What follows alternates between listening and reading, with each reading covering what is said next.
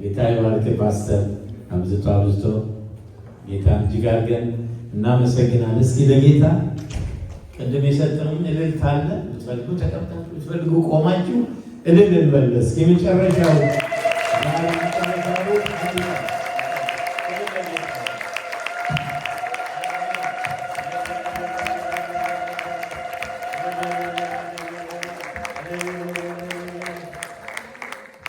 እግዚአብሔር ይባርካችሁ። ተቀመጡ። እግዚአብሔር ይመስገን ጌታ ስለሰጠን ስለዚህ ድንቅ ጊዜ እጅግ አድርገን እንባርካለን። ስለነበረን ድንቅ አምልኮ ጊዜ ጌታ እንባርካለን። መዘምራን ጌታ ይባርካችሁ። ኢትዮጵያ ጌታ ይባርክሽ። እንዲሁም ደግሞ ተስፍሽ ተሜ ጌታ ብዙ ይባርካችሁ። በዚህ በሚዲያ ሚኒስትሪ አብዬ አሹ እግዚአብሔር ይባረክ። ደመቀ ደሬ እግዚአብሔር ይባርካችሁ። በዚህ ያላችሁ እንዲሁም ደግሞ በላይ ክብር ለኢየሱስ ይሁንልን። እግዚአብሔር እጅግ አድርገን እናመሰግናለን። አጠገብ ያለ ሰው እንኳን ለጌታችን ለመድኃኒታችን ለኢየሱስ ክርስቶስ የልደት መታሰቢያ በዓል አደረሰ ብላችሁ ሰላም ትላላችሁ።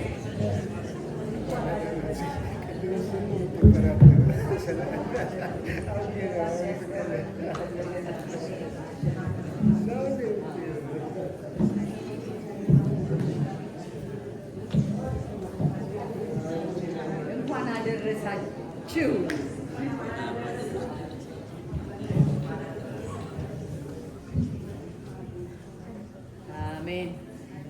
ክብር ለጌታ ይሁንለት።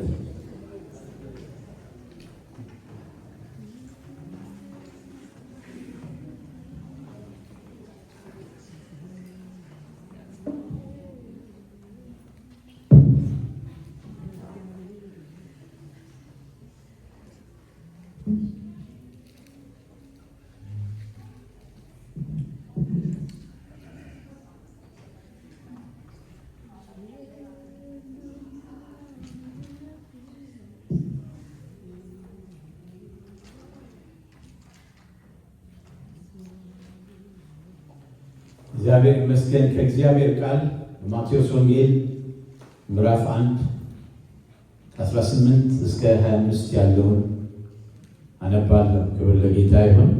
ሁላችንም ከያዛችሁ እናነብና አጭር ጸሎት ጸልየን ቃሉን እንካፈላለን። እግዚአብሔር ይባረክ። ማቴዎስ ወንጌል ምዕራፍ 1 ከቁጥር 18 እስከ 25 ማለት ነው።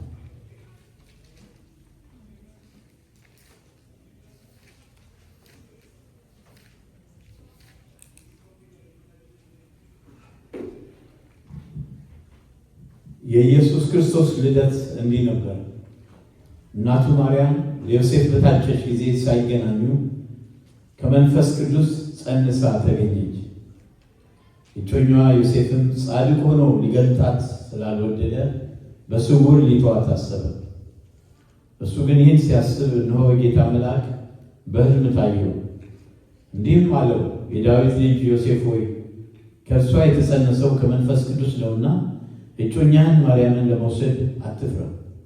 ልጅም ትወልዳለች፣ እርሱም ሕዝቡን ከኃጢአታቸው ያድናቸዋልና ስሙን ኢየሱስ ትለዋለህ። በነቢዩ ከጌታ ዘንድ እነሆ ድንግል ጸንሳለች፣ ወንድ ልጅም ትወልዳለች፣ ስሙንም አማኑኤል ይሉታል የተባለው ይፈጸም ዘንድ ነው። ትርጓሜው እግዚአብሔር ከእኛ ጋር ነው። ዮሴፍም ከእንቅልፉ ነቅቶ የጌታ መልአክ እንዳዘዘው አደረገ። እጮኛውን ወሰደ፣ የበኩር ልጇን እስክትወልድ ድረስ አላወቃትም። ስሙንም ኢየሱስ ብሎ ጠራው። ክብር ለጌታ ይሁን። የጌታችን የኢየሱስ ክርስቶስ ድንቅ አመጣጥ በሚል ነው ርዕስ የሰጠሁት እና ምክንያቱም ጄኔኦሎጂውን በጣም ኢምፖርታንት ስለሆነ የዘር ሐረግ የጌታ ኢየሱስ ክርስቶስ የዘር ሐረግ በጣም የሚገርም ድንቅ እና በምድር ታሪክ ውስጥ እንደ ጌታ አይነት ያን አይነት ጄኔኦሎጂ ያለውም ሊኖረውም የሚችል የለም። ታሪኩ ልዩ ነው። አረጋገዙ ልዩ ነው። አመጣጡ ልዩ ነው። ሁኔታዎቹ ጊዜያቶች በሙሉ እግዚአብሔር በቃ ነገሩ ማነው ዘመን ፍጻሜ በደረሰ ጊዜ ጌታ እግዚአብሔር ልጁን ወደኛ ላከ ይላል።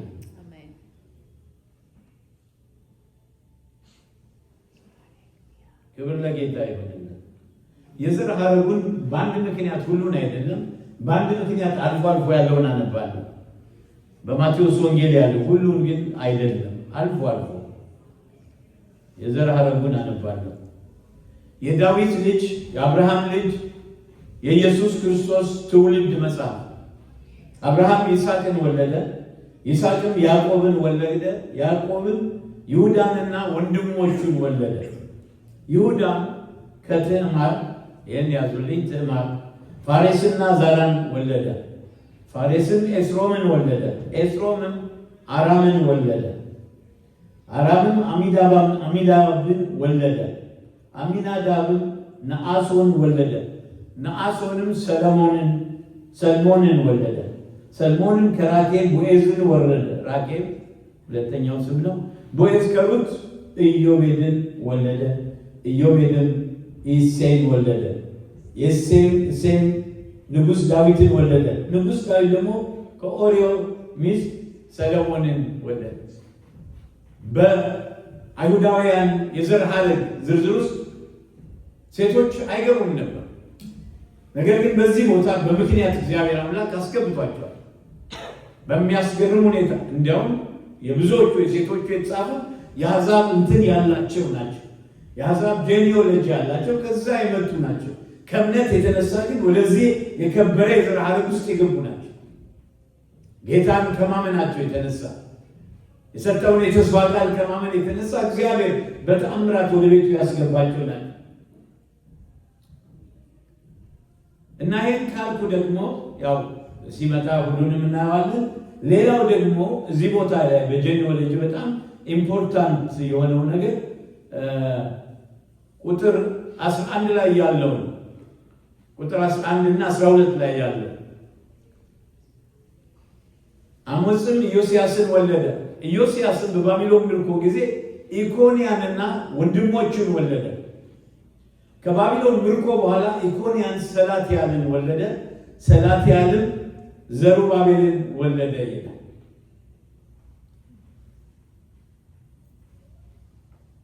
አሞጽም ኢዮስያስን ወለደ። ኢዮስያስን በባቢሎን ምርኮ ጊዜ ኢኮንያንና ወንድሞቹን ወለደ። ከባቢሎን ምርኮ በኋላ ኢኮንያን ሰላትያልን ወለደ። ሰላትያልም ዘሩባቤልን ወለደ። ኢኮንያን የሚለውን ስም እንድትይዙ ትፈልጋለሁ። ብዙ ሰዎች ይጠይቃሉ፣ ለምንድን ነው ሁለት የዘር ሐረግ የተጻፈው? አንደኛው የዘር ሐረግ በሉቃስ ወንጌል ላይ ያለው ነው። ሉቃስ 3 ከ23 ጀምሮ የሚጀምረው በጣም ኢምፖርታንት ነው እና ከሉቃስ 3 ከ23 ጀምሮ የሚጀምራል የዘር ሐረግ ነው የጌታ ኢየሱስ ክርስቶስ። ይሄኛው ደግሞ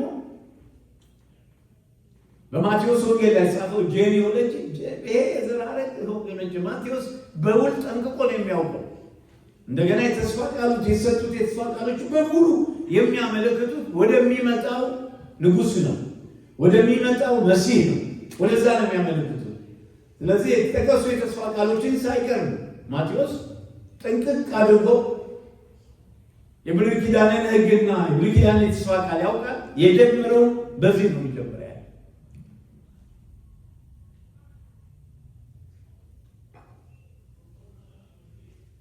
ስለዚህ ለምንድን ነው ኢኮንያንን እንትን ያልከው ብትሉ፣ ይሄ በመሰረቱ ይሄኛው የዘር ሐረግ እዚሁ ላይ እንደተጻፈው ማለት ነው። ይሄኛው የዘር ሐረግ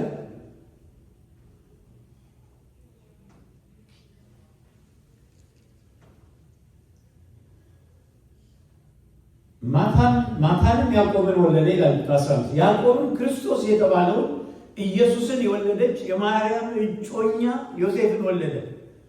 ማርያምን ኢየሱስን ወለደ ዮሴፍን። ዓላማው የተጻፈው ለዮሴፍ ለሕጋዊ አባቱ ወይም ደግሞ ለአሳዳጊ አባቱ በስጋ አባቱ ያልሆነ ባዮሎጂካል ፋዘር ያልሆነ የእሱን የዘር ሐረግ ነው ያወጣው።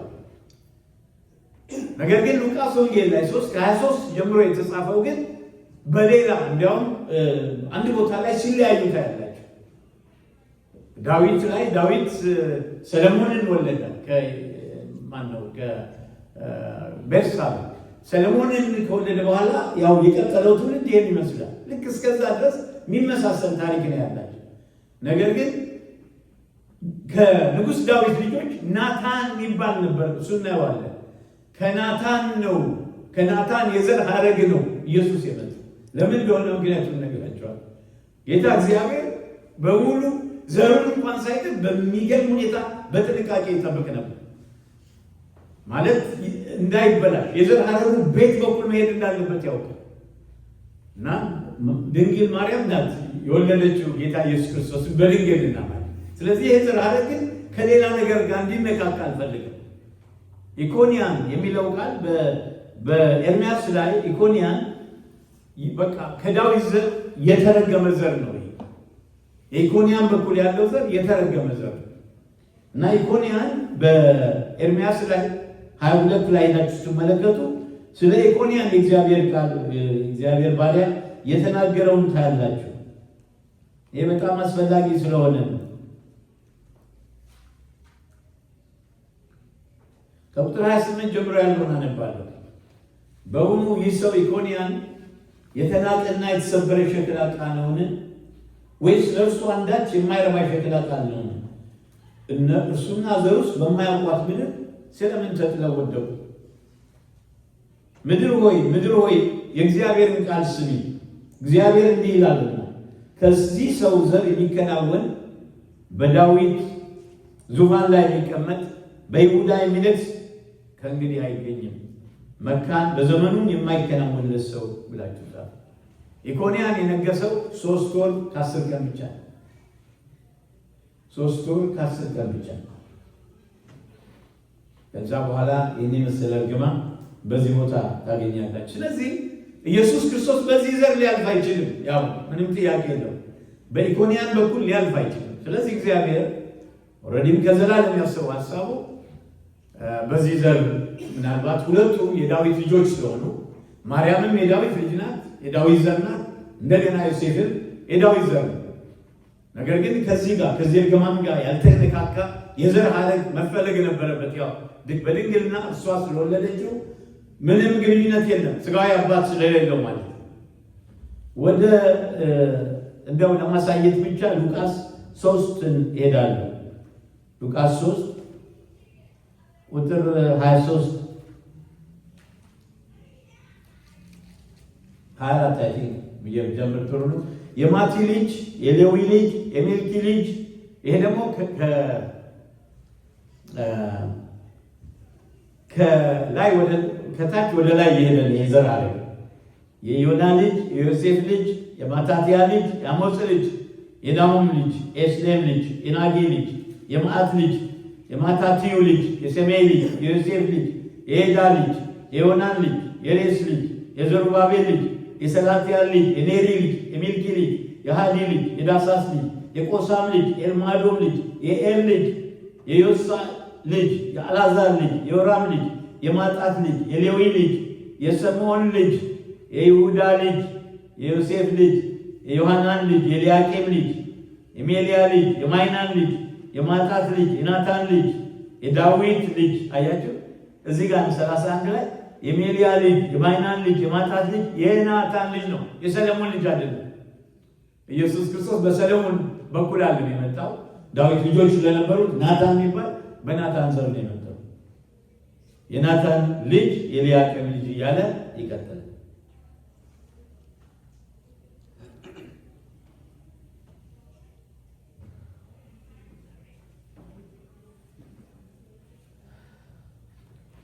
ይህ በተለምዶ የልጅነት ትረካዎች በመባል የሚታወቅ ወንጌል ክፍል ስለ ኢየሱስ ልጅነት ልደት የተዘገበ ተራ ታሪክ አይደለም። ይሄ ሰማይ ሁሉ በታላቅ ጉጉት የተቀበለው የሚያየው የሚጓጓለት መላእክቱ እንኳን መጥተው እስኪደንቃቸው ድረስ አምላካቸው እግዚአብሔር ማለት ያ እግዚአብሔር ወልድ የሆነው መጥቶ በአንዲት ድንግል ማህፀን ውስጥ አድሮ ተወልዶ ሕፃን ልጅ ሆነው ማለት ጌታ ከሰማይ ነው የወረደው። ወገኖች የሰማይና የምድር ሁሉ ጌታ ነው ኢየሱስ።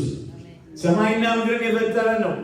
አያቶቻቸው ቅድመ አያቶቻቸው ከመኖራቸው በፊት የነበረ ነው ኢየሱስ።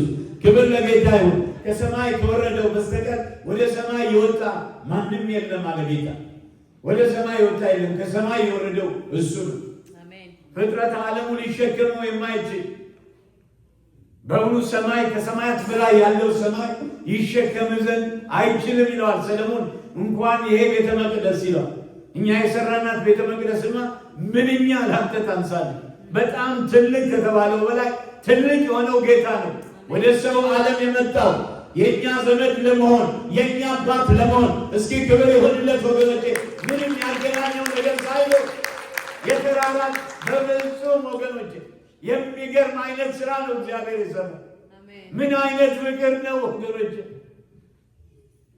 እነዚህ በሰማያትን በስንዝር ለካ፣ ውኆችን በፍኙ ሰፈረ፣ ተራሮች ሚዛን ላይ አስቀምጦ የመዘነ እያለ ስለ እግዚአብሔር ታላቅነት የእግዚአብሔር ቃል ይናገራል። የሚገርመው ይሄም አይገልጠው። ምክንያቱም እግዚአብሔር ሁሉን የተሸከመ አምላክ ነው። ክብር ለጌታ ይሁንለት። ትልቅ ከሚባለው በላይ ትልቅ ነው። ክብር ለኢየሱስ። እና ልደቱ በቀጥታ እንደሚገባው አልተተረከም በሰው ዘንድ። በብሉይ ኪዳን የተነገረው የእግዚአብሔር ዓላማ እንዴት ፍጻሜውን እያገኘ እንደሆነ ለማሳየት የተነደፉ ተከታታይ ትዕይንቶች ናቸው። ከዚህ በታች ደግሞ የተብራሩት እያንዳንዳቸው ንዑስ ክፍሎች የፍጻሜ ቀመር ወይም ፎርሙላ ፉልፊልመንት ባላቸው ታዋቂ ጥቅሶች ላይ ያተኩራሉ። አንድ ነገር ልንገራቸው። ዛሬ የ65 ዓመት ግደን የ70 ዓመት ልበል የ70 ዓመት ሴት የሴቶች ወግ የጨረሰች ሴት ወለደች ቢባል ስንቶች ትደነቃላችሁ?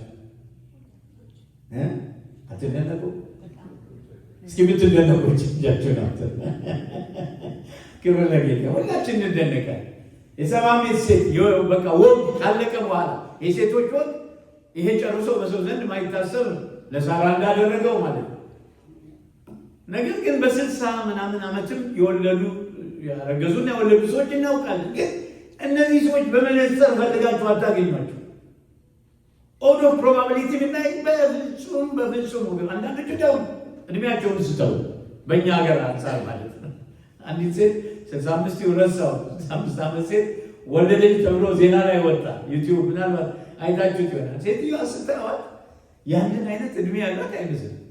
ምክንያቱም እኛ በሀገራችን እድሜ ብዙ ስለማይታወቅ ተምታታ ይሆናል ብዬ አሰብኩ ማለት ነው። ግን ሊሆን ይችላል።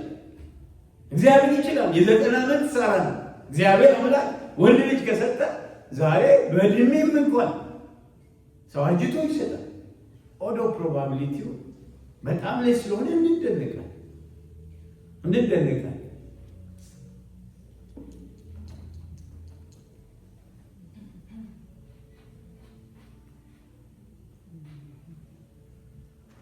እነሆ ድንግል ጸንሳለች ወንድ ልጅም ትወልድ። በፍጹም ይሄ ደግሞ ኦድ ኦፍ ፕሮባቢሊቲው ቢሰረሽ ዝም ብዬ እንዲል አስቀምጠው።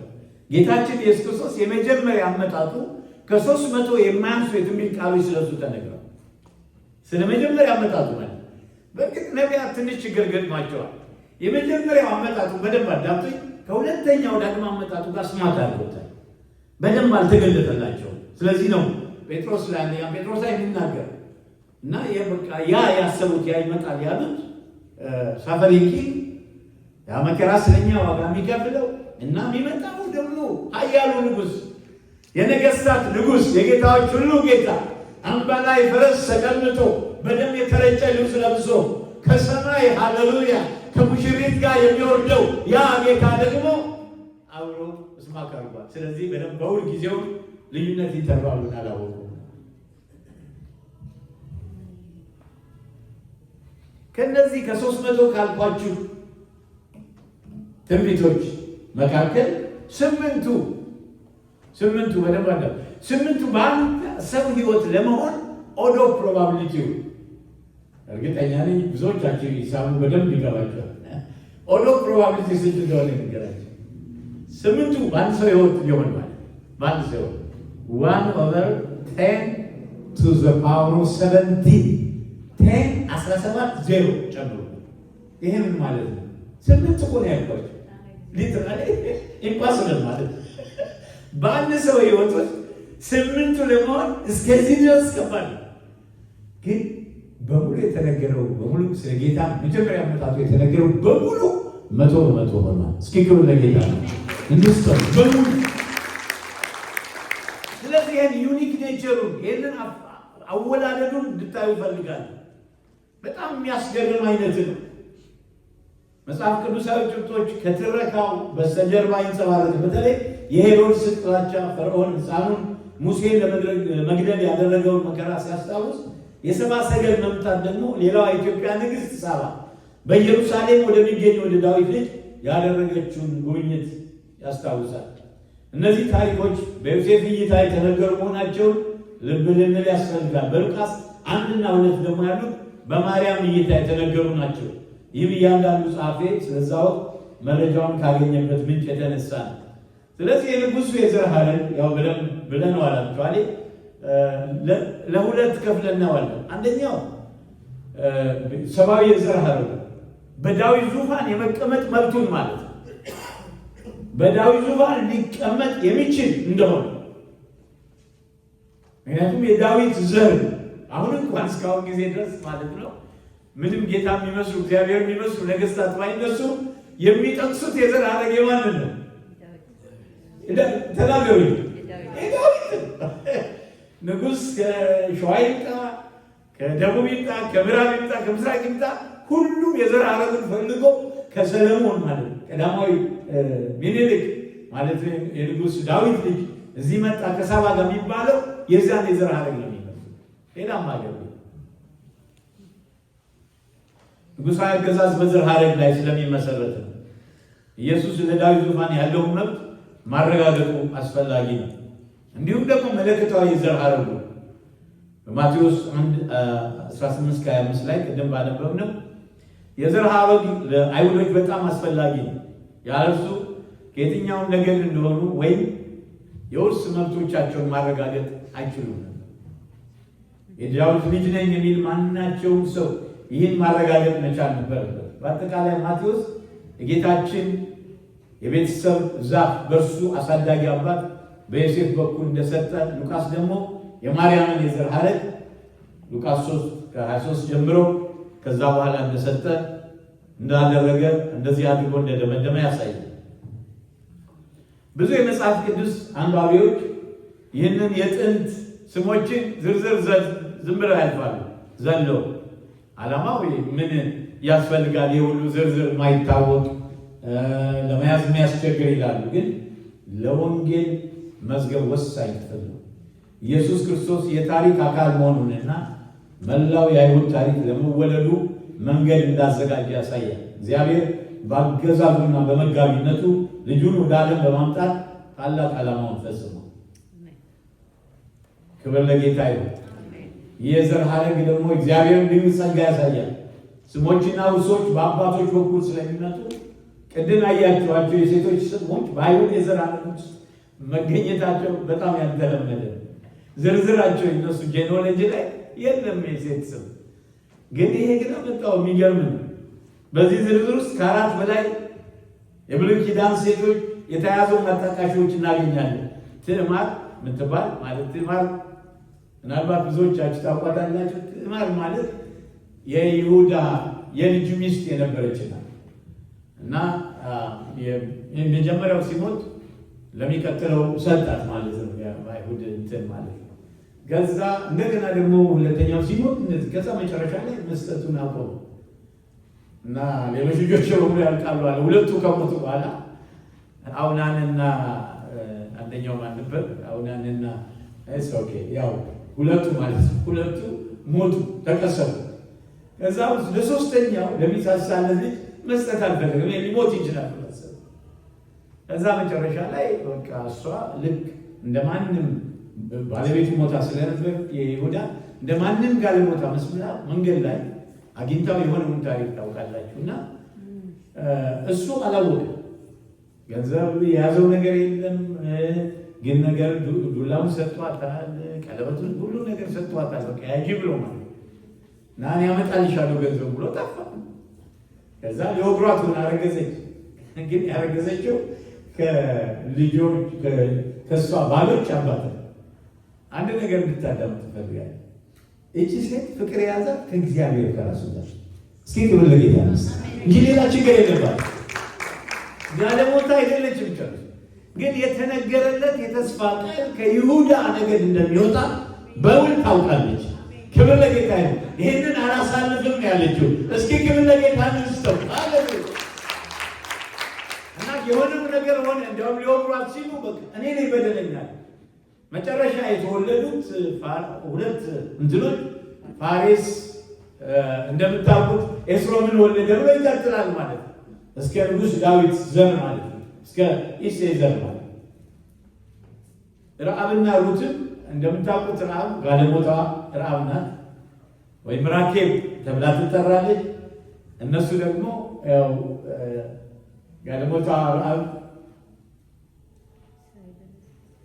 ያን ጊዜ ሰላዮች በመጡ ጊዜ የሚገርም ነገር ነው የገባት ስለ ኢየሱስ ስለሚመጣው ተስፋ በእነሱ ስላለ የእናንተ ዝና ሲሰማ እኮ በቃ ምድሪቱ በሙሉ አሸበረቀች፣ ተንቀጠቀጠች ነው ያለች። የሕዝቡ ልብ ቀለጠ ነው ያለች። ዝናው ሲሰማ የአምላካችሁ ዝና ሲሰማ ኤርትራን ባህር ከፍሎ እንዴት እንዳሻገረ ሲሰማ ሩት ደግሞ ታውቃላችሁ አምላክሽ አምላኬ ከዚህ እዚህ ይሆናል አለች። እግዚአብሔር ይባረክ።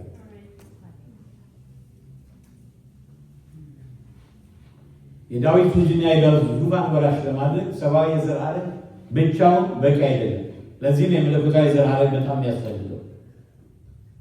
ማቴዎስ 1 ቁጥር 16 እና 18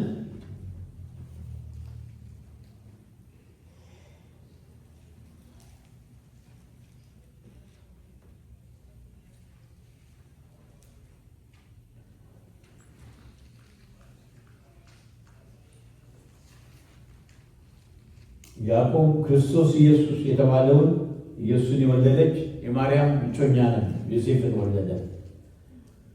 ቁጥር 18 ላይ ኢየሱስ ክርስቶስ ልደት እንዲህ ነበር። እናቱ ማርያም ለዮሴፍ በታጨች ጊዜ ሳይገናኙ ከመንፈስ ቅዱስ ጸንሳ ተገኘች። እጮኛዋ ዮሴፍም ጻድቅ ሆኖ ሊገልጣት ስላልወደደ በስውር ሊተዋት አሰበ። ነገር ግን ይህን ሲያስብ ነው የጌታ መልአክ በሕልም ታየው፣ እንዲህ ማለት የዳዊት ልጅ ዮሴፍ ሆይ ከእርሷ የተጸነሰው ከመንፈስ ቅዱስ ነውና እጮኛህን ማርያምን ለመውሰድ አትፍራ። ልጅን ትወልዳለች፣ እርሱ ሕዝቡን ከኃጢአታቸው ያድናቸዋል፣ ስሙንም ኢየሱስ ትለዋለች።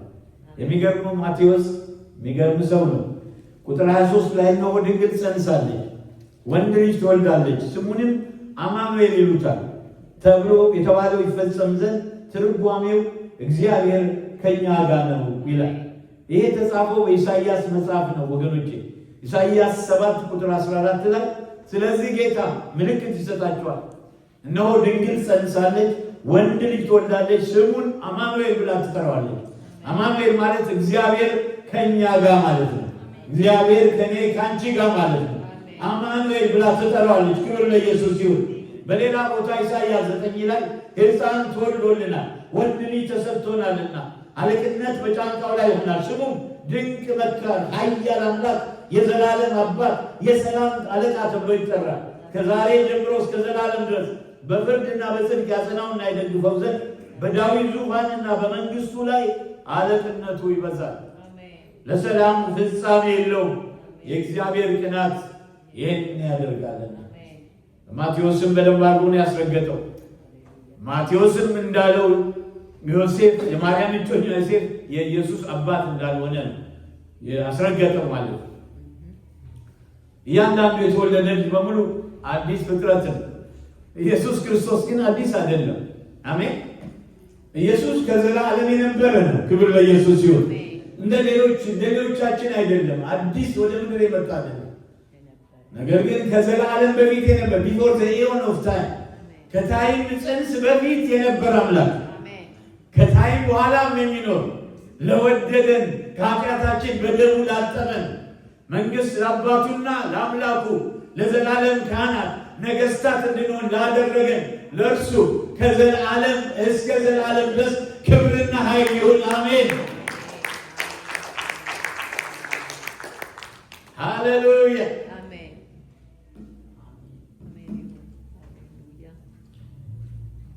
መጀመሪያና መጨረሻ ፊተኛና ኋለኛ የሆነ እሱ ነው። በራሱ ፈቃድ በአባቱ ፈቃድ ወደዚህ ምድር የመጣ ማለት በምድር አባቱ መወለድ አልነበረበትም። በመንፈስ ቅዱስ ተአምር በድንግል ማርያም ማኅፀን ተጸነሰ። እግዚአብሔር ቃል በሉቃስ ላይ እንዲህ ይላል። ሉቃስ ወንጌል ምዕራፍ 1 ላይ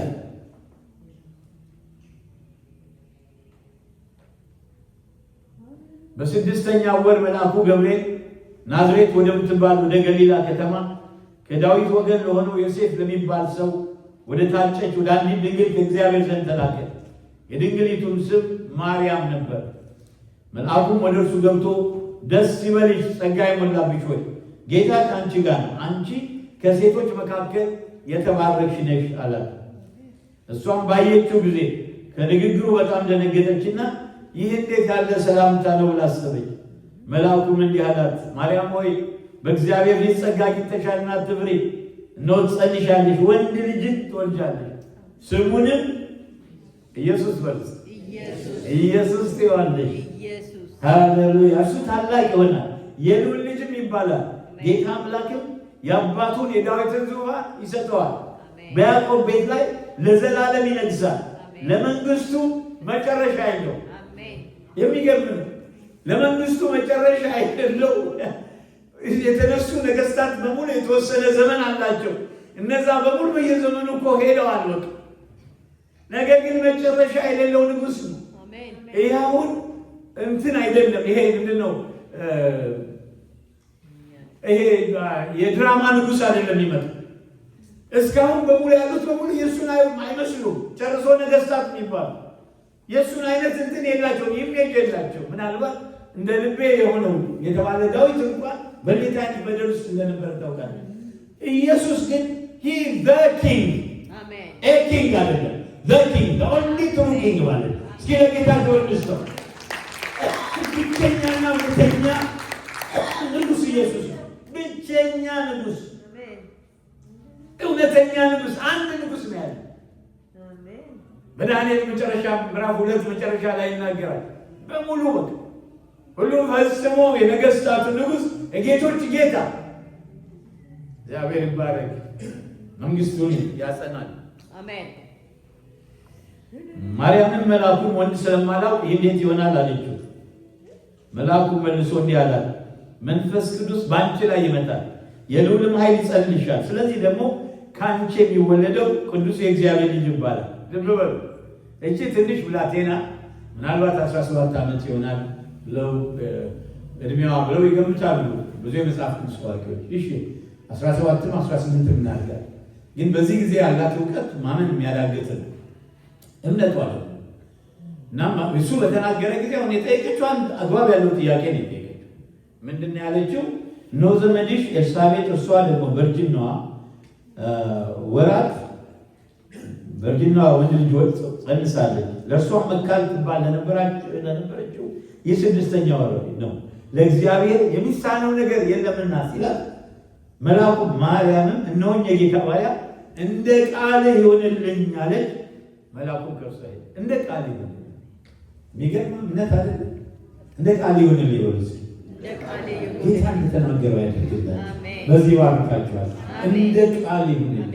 ለእግዚአብሔር የሚሳነው ነገር የለም። There's nothing impossible with God. ማርያምና ዮሴፍ ከዳዊት ቤት ነበሩ። የብሉይ ኪዳን ትንቢቶች መሲሁ ከሴት እንደሚወለድ የሴቲቱ ምን ይለዋል? ዘር በሉስ ከወንድ ነው ከሴት ነው ዘር ያለው። ዘር የሚባለው ነገር ሲድ የሚባለው ወንድ ላይ ነው ሴት ላይ ነው ያለው? ወንድ ላይ ነው።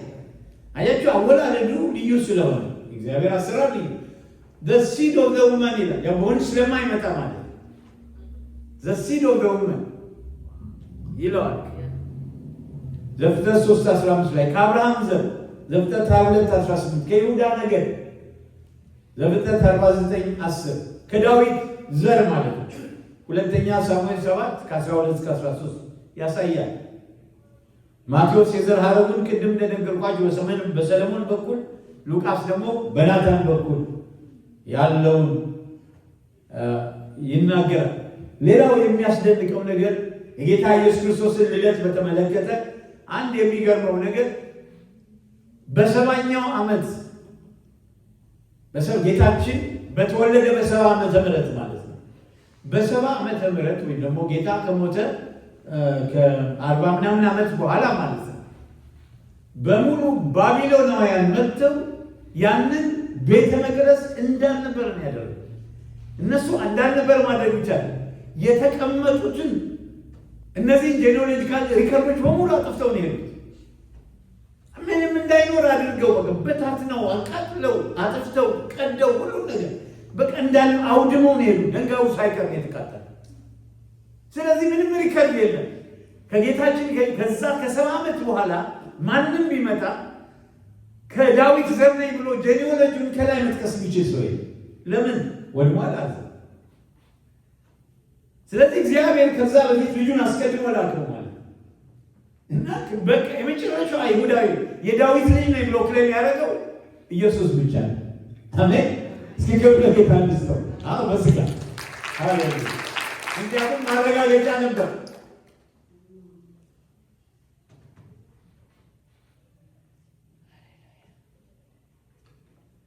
ሌላው ስለ ያው ጌታ እናት ድንግል ማርያም ያው ልክ እንደ ጋብቻ ነው አክቹዋሊ የሚቆጠረው። መተጫጨቱ ግን ግንኙነት የሚባል ነገር የለም። አብረው አይኖሩም ነበር። ልክ እንደ ባልና ሚስት ነው የሚታዩት። የታጨች ሴት ግን ብታመነዝር በጣም አደገኛ ነው። ሁሉ ሄዳችሁ ልታዩት ትችላላችሁ። ብሉይ ኪዳን ዮሴፍ ግን ልጅ እንደያዘች ባወቀ ጊዜ እግዚአብሔር እውነቱን ስለገለጠለት ማርያምን አልቀጣትም ወይም አልተዋትም። ይህ ሁሉ የኢሳይያስ 7:14 ትንቢት ፍጻሜ ሆነ። ይህንን አስፈላጊ ክፍል ከመተው በፊት ለእግዚአብሔር ልጅ የተሰጡትን 3 ስሞች እንመልከት። በዚህ ቦታ ኢየሱስ ስለዋለህ ነው አለ ያለው መልአኩ በህልሙ። ኢየሱስ የሚለው ስም አዳኝ ማለት ነው። ከዕብራይስጥ ነው የመጣው። ያህዌ ሳልቬሽን፣ ጀሆቫ ሳልቬሽን ማለት ነው። ያህዌ አዳኝ ነው፣ መዳን ነው ማለት ነው። መድኃኒት ነው ማለት ነው። ብዙ አይሁዳውያን ወንዶች ልጆች ኢያሱ ከሚለው ጋር ከብሉይ ኪዳን ይመሳሰላል። ጆሹዋ ጂሰስ ከሚለው ይመሳሰላል። በግሪኩ ኢየሱስ የሚል ስም ብዙ ጊዜ በዚህ ስም ይጠሩ ነበር። የማርያም ልጅ ኢየሱስ ክርስቶስ ተብሎ ተጠራ። ክርስቶስ የሚለው ቃል የተቀባ ማለት ነው። የመሲህ የግሪክ አቻ ማለት ነው። እርሱ መሲህ ነው። ኢየሱስ ሰብአዊ ስሙ ነው። ክርስቶስ ደግሞ ያው መንፈሳዊ ማዕረጉ ነው ልንለው እንችላለን። አማኑኤል ደግሞ እሱ ማን እንደሆነ ይገልጣል። እግዚአብሔር ከኛ ጋር። ኢየሱስ ክርስቶስ እግዚአብሔር ነው። ይህንን አማኑኤል የሚለውን ስም በኢሳይያስ 7:14 እና 8:8 ላይ እናገኛለን። እግዚአብሔር ይባላል። ክብር ለኢየሱስ ይሁን። ጥቂት ደቂቃ እንሄዳለን። ለንጉሱ የተደረገ አሁን የዘር ሐረጉን ጨርሰናል። ስለዚህ ጌታችን ኢየሱስ ክርስቶስ በስጋ በስብዕና የማን ዘር ነው? ጨዋቱ ተናገሩ። ክብር ለኢየሱስ ይሁን። የዳዊት ዘር ነው። የዳዊት ዘር ብቻ አይደለም፣ ሙሉ በሙሉ ሰው ነው። ምንም እንኳን በድንግልና እንደምታውቁት መንፈስ ቅዱስ በአንቺ ላይ ይመጣል፣ የልዑልም ኃይል ይጸለልልሻል፣ የሚወለደው ቅዱስ የእግዚአብሔር ልጅ ይባላል። መንፈስ አይደለም ማርያም የወለደችው፣ ሰው ነው የወለደችው። ቃልን ሥጋ ሆነ፣ ጸጋንና ተሞልቶ በእኛ አደረ። አንድ ልጅ እንዳለው ክብሩን አየን። አሜን።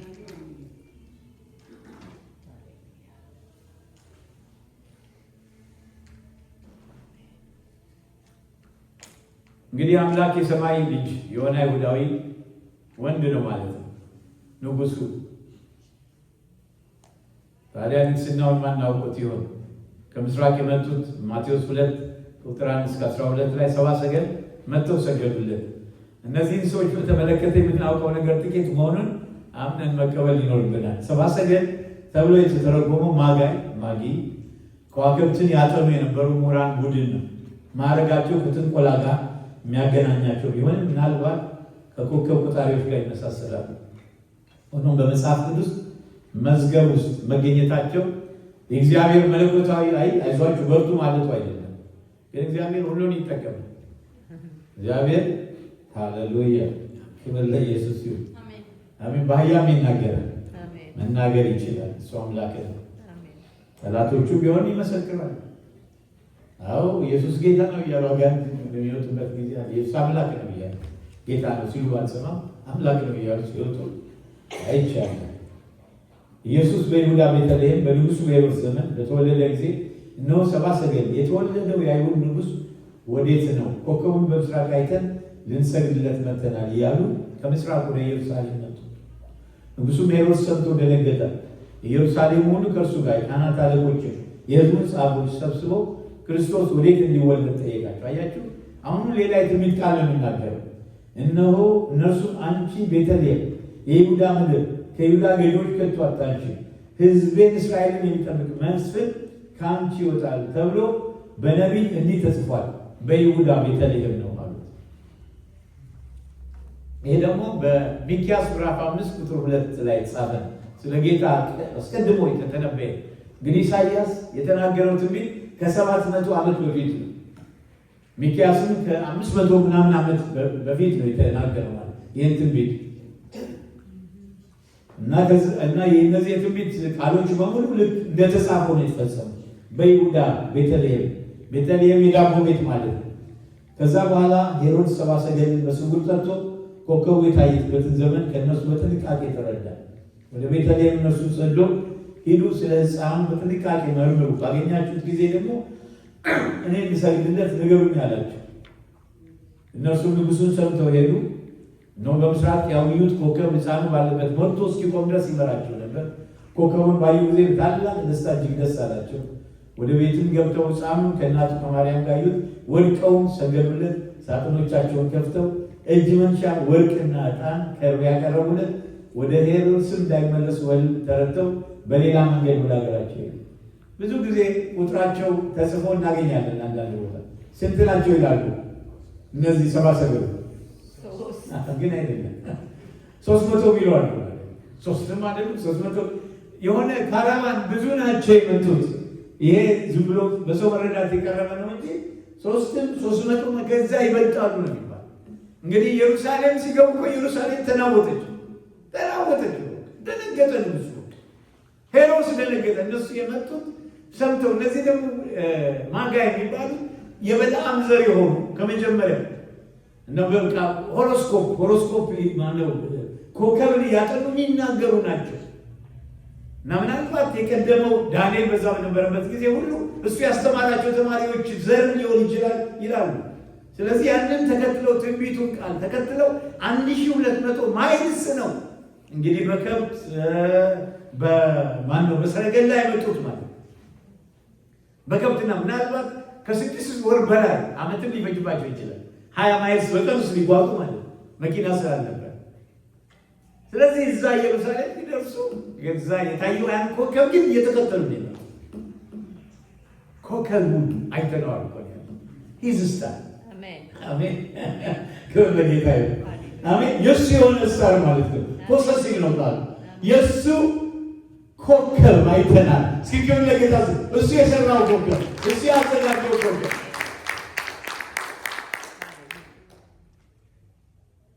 ክብር ለጌታ ይሁን።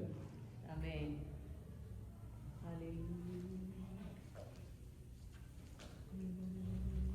ዮሴፍ እሷ እንደነገረችው የሚያሳይ ነገር የለም። ማርያም አይ አርግዣለሁ ከጌታንም ሰምቻለሁ እንዳለች የሚያሳይ ምንም ነገር የለም። ግን ዮሴፍ በስውር ሊተዋት አሰበ። በጣም መልካም ሰው፣ ጻድቅ ሰው። እሷን አላሳጣም፣ ተወግራ ነው የምትሞተው እንዳብሎ ሊሸሽ ሲል ሌሊት ላይ እግዚአብሔር መልአክ መጣ። የተጸነሰው ከመንፈስ ቅዱስ ነው። እግዚአብሔር የሚፈራ ሰው ይሄውና ሚስትህ ማርያምን ለመውሰድ አትፍራ። የተጸነሰው ከመንፈስ ቅዱስ ነው።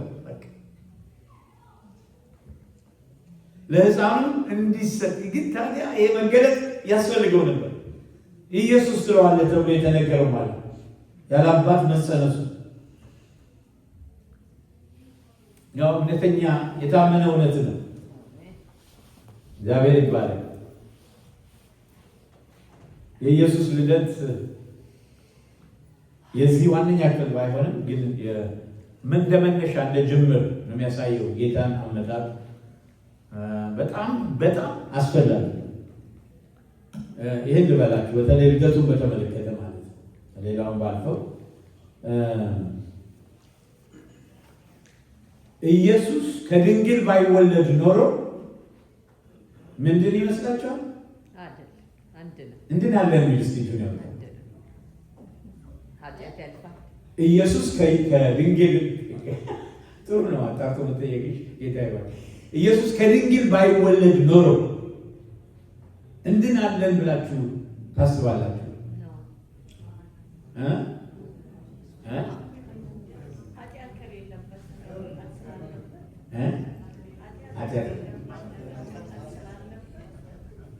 ስለዚህ አንድን የምትሉ እጃችሁ ነው። ጌታ ከድንግል ባይወለድ ነው። ስለዚህ አልሞስ ሁላችሁ ነው። ግን አንዳንዶቻችሁ እንዲህ ብላችሁ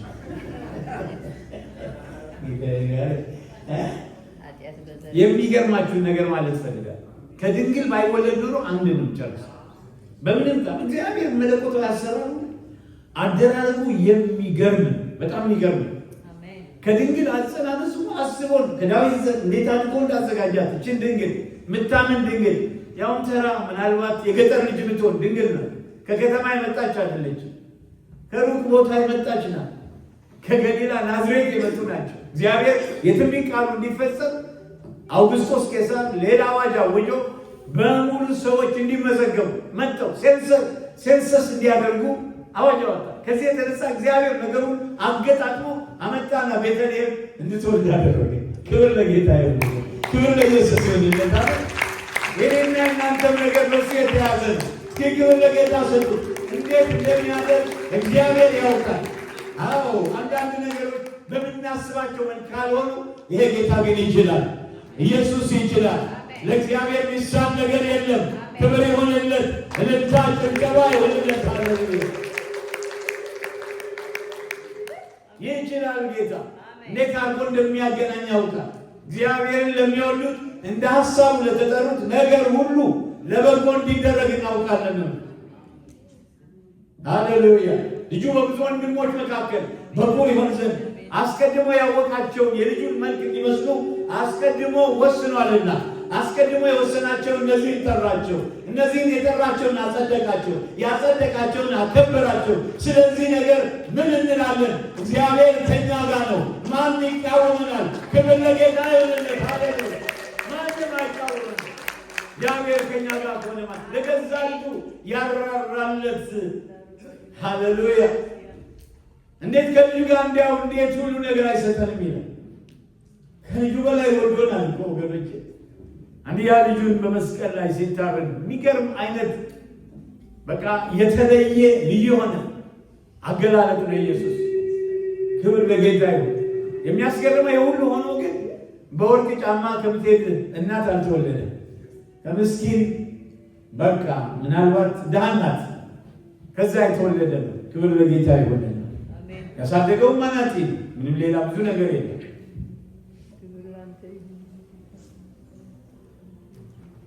የመጣው ደግሞ ለመሞት ነው። ልዩ ምልክት የሰጣቸው ልደቱን ማለት ነው። ክብር ለጌታ ይሁን። የሚያስገርማችሁን አንድ ነገር ብዬ እጨርሳለሁ። ኢየሱስን የመሰለ ጌታ ያው ዘመናት የሚጠብቁት ማለት ነው። አይ ቲንክ የሚኪያስን ትንቢት ላንብብላችሁ። ሚኪያስ 5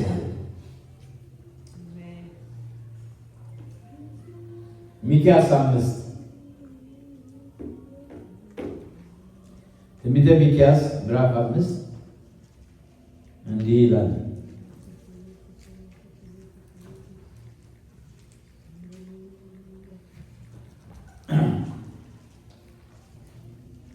2 ላይ አንቺ ቤተልሔም ኤፍራታ ሆይ አንቺ በይሁዳ አላፋት መካከል ትሆኚ ዘንድ ታናሽ ነሽ፣ ከአንቺ ግን አወጣጡ ከቀድሞ ጀምሮ የዘላለም የሆነ በእስራኤል ላይ ገዢ የሚሆን ይወጣልኛል ይላል።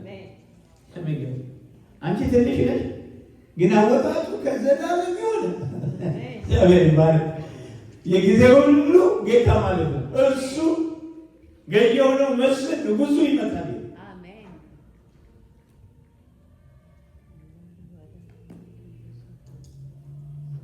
ለጌታ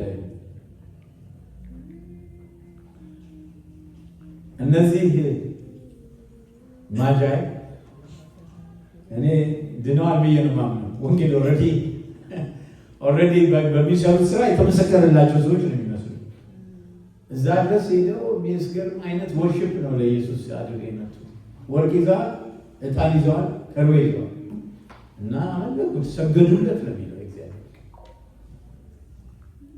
ሄሮድስ እና የካህናት አለቆች ኢየሩሳሌም ተቀምጠው ይሄ ነገር ኮከቡ ምልክት ታይቷል ብለው ሲናገሩ ከተማው እየተናወጠ ከኢየሩሳሌም ቤተልሔም 5 ማይል ብቻ ሄደናል። ከኢየሩሳሌም ከተማ ቤተልሔም 5 ማይል ብቻ ነው። 5 ማይል በጣም በግርብ ይኬዳል አይደል? ሄደው ምንድነው ነገሩ እናጣራላሉ። የካህናት አለቆች ሄሮድስ ተውት፣ ሄሮድስ ይፈልገዋል። የሚፈልገው ግን ሊያጠፋው እሱ ሊገድለው ነው። ምክንያቱም እሱን ነው በቃ እነዚህ በሙሉ ሲውዶ ኪንግስ ናቸው። በምድር የተነሱት እውነተኛው ንጉሥ የዳዊት ልጅ ሆነው ኢየሱስ። አሜን አሜን። ሄሮድስ በጣም ጨካኝ ነው። ሚስቱና 2 ወንድሞቿን በቃ ትሬተርስ ናቸው ብሎ ገድሏል እና ቢያንስ ስልጣኑን ለማቆየት 9 ጊዜ አግብቷል። በጣም አስቸጋሪ ተጠራጣሪ ሰው ነበርና ይሄ አንዱ የሚያስደንቀኝ ነገር ነው። ክብር ለኢየሱስ ሲሆን ማቴዎስ ኢየሱስ ክርስቶስ ንጉሥ መሆኑን ለማረጋገጥ የሰጠውን ትንተና አይተናል። ማለት እንዴት እንደተወለደ ትንቢቱ መፈጸሙ ማለት ነው። እንደገና ቤተልሔም የእንጀራ ቤት ማለት ነው። እግዚአብሔር ይባረክ። ይሄ ሁሉ በጣም ነው የሚያስፈልገው ለደህንነታችን። ምናምነው ከሰማይ የወረደውን ጌታ አሜን፣ የዘላለሙን ጌታ። ሌሎች እኮ የሰሯቸው ብዙ አማልክት አሉ። የእኛ አምላክ ግን ከሰማያት ሁሉ በላይ ያ ጌታ ነው። ወደ ምድር መጥቶ ዋጋ የከፈለ ምን አይነት ከባድ ዋጋ ነው እግዚአብሔር የከፈለው ወገኖች። እግዚአብሔር ልጁን በመስጠት ምን ያህል ምን ያህል እሱ ራሱ ህመሙ እንዴት ከባድ እንደሆነ ማሰብ ይችላል። አንድያ ልጁን እስኪሰጥ ድረስ ዓለሙን እንዲወደዋል። የክርስማሱ ጌታ የእኛ ጌታ እግዚአብሔር ይባረክ። አንድ ቦታ ቆመን እናነብና እንጸልያለን። እግዚአብሔር ይባረክ።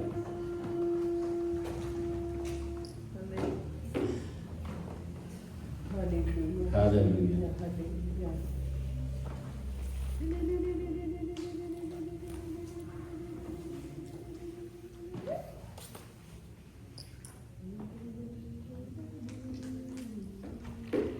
ክብር ለጌታ ይሁን።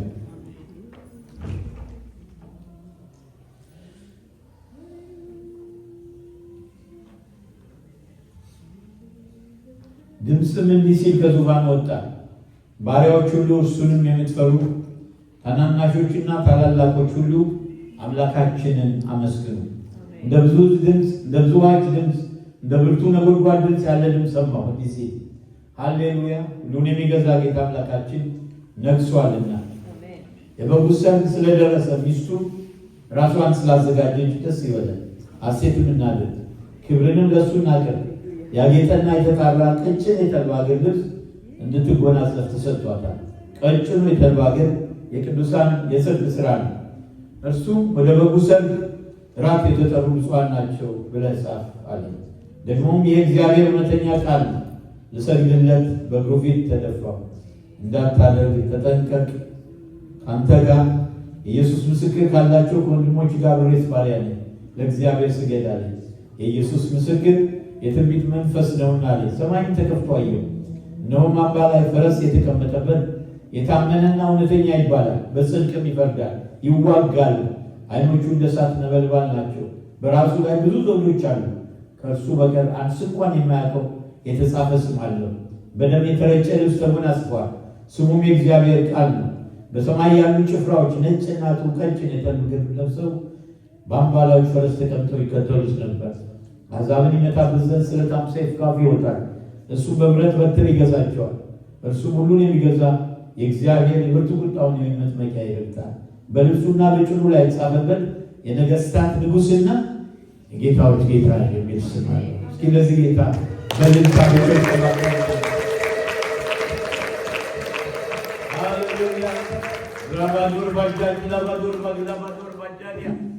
ሃሌሉያ ከፍና አድርገው ወገኖቼ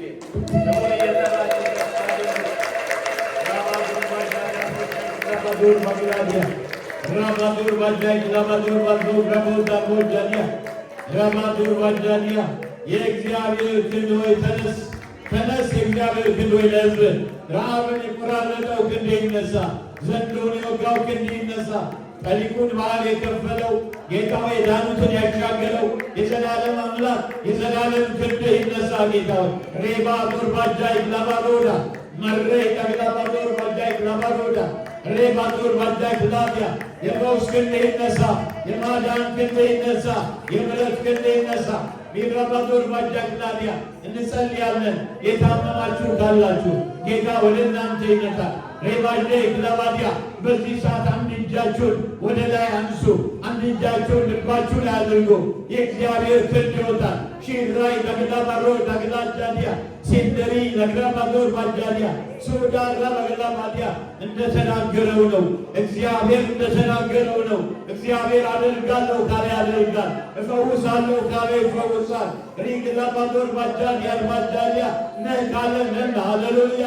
በወደደን በእርሱ ከአሸናፊዎች ሁሉ እንበልጣለን። ቢራባዶር ባጃዲያ ጸልዩ። እጅ ላይ ተያያዙ። እንዲያው ጸልዩ። ሼራይ ለባዶር ባጃዲያ እግዚአብሔር በመካከላችን አለ። የክብር ጌታ በመካከላችን አለ። የፈውስ ዕጣን በመካከላችን ትሰራለች። ዛሬ ቀንበሩ ከቅባት ውፍረት የተነሳ ይሰበራል ተብሎ እንደተጻፈ ቀንበሩን የሚሰብር ያንተ ጌታ ሆይ እጅ ውጣ። ጌታ ሆይ ሬባዶር ወዮ ክላቦር አይደባ ዚንደሪ ነክሬ ላባዶር ባጃዲያ ሪክለበዶር ባጃዲያ ሮጃዲያ ቦራ ሲንደሪያ ጸልዩ መልሳበቻችሁ ሪባዶር ባጃዲያ ሮጃዲያ አጠገብ ላለው ሰው ጸልዩ። እስኪ አጠገብ ላለው ያዛችሁት ሰው በግራ ላለው በቀኝ ላለው ጸልዩ። ሃሌሉያ። ኪራባዶር ባጃዲያ ዲኖቦዳቦዳዲያ የእግዚአብሔር ክንዶች ተነስ፣ የእግዚአብሔር ክንዶች ተነስ፣ የእግዚአብሔር ክንዶች ተነስ። ዓመቱ ከማለፉ በፊት የተሰበሩ ይጠገኑ፣ የወደቁ ይነሱ፣ የታሰሩ ይፈቱ። ጌታ ሆይ በጨለማ የሄዱ ሕዝብ ሁሉ ብርሃን ጌታዬ በጌታ በኢየሱስ ስም በጌታ በኢየሱስ ስም በጌታ በኢየሱስ ስም ጌታ ሆይ ሬባ ሙታን ይነሱ፣ ሙታን ይነሱ። በአባቶቻችን ዘመን እንደነበረው በጌታ እግዚአብሔር ሆይ እንደሰራው ስራ ዛሬ ታምራዊ ፈውስ ሲሆን ታምራዊ ፈውስ ሲሆን ጌታ ሆይ የከበደ ያስጨነቀን ጌታ ሆይ ከበር በኢየሱስ ስም ይሰበር፣ ይሰበር፣ ከልብ ላይ ይሰበር፣ በኢየሱስ ስም ይሰበር፣ በኢየሱስ ስም ይሰበር። ሬባ ዶርባጃ ለመዶር ባጃዲያ እግዚአብሔር ይነሳ፣ ጠላቶቹም ይበተኑ፣ የሚጠሉት ከፊቱ ይሸሹ። ሰም በእሳት ፊት እንዲቀር እንዲሁ ይግለጡ ተብሎ እንደጻፈ የዘላለም አባት በወንዶች ልጆቼ በሴቶች ልጆቼ የተሟረተ ማናቸው እንኳን በኢየሱስ ስም አፈርሳለሁ። በአንቺ ላይ የተሰራ መሳሪያ አይከናወንም፣ አይከናወንም፣ አይከናወንም። አንተ ላይ የተሰራ መሳሪያ አይከናወንም፣ አይከናወንም። ሬዳ ጋሞራጃ ግላማሮ ዳቦጃዲያ ሬባዶር ባጃላ ሬዳ ግላባዶር ባጃዲያ ሬያላ በሮጎቦ ሻይክራባዶር ባጃዲያ ሬዳ ባጃሌ ክራባዶር ባጆዲያ።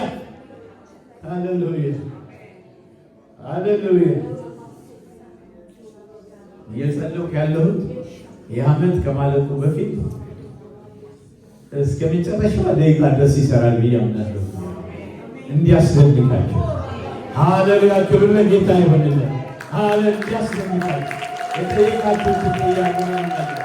ሬባዶር ባጃ ራባዶር ባጃዲያ ራባዶር ባጆ ፕላባዲያ እንዲያስደንቃቸው፣ እንባችሁን እንዲያብስ፣ ሃሌሉያ። እንባችሁ እንዲታበስ እንባቸውን ከዓይናቸው ላይ ያብሳል ተብሎ እንደጻፈ እንባችሁን እንዲያብስ የልባችሁን እንባ የውስጣችሁን እንባ እንዲያብስ የዘላለም አምላክ እግዚአብሔር ሆይ ስለሰጠህን ስለዚህ የከበረ ጊዜ እጅግ አድርገን እናመሰግናለን።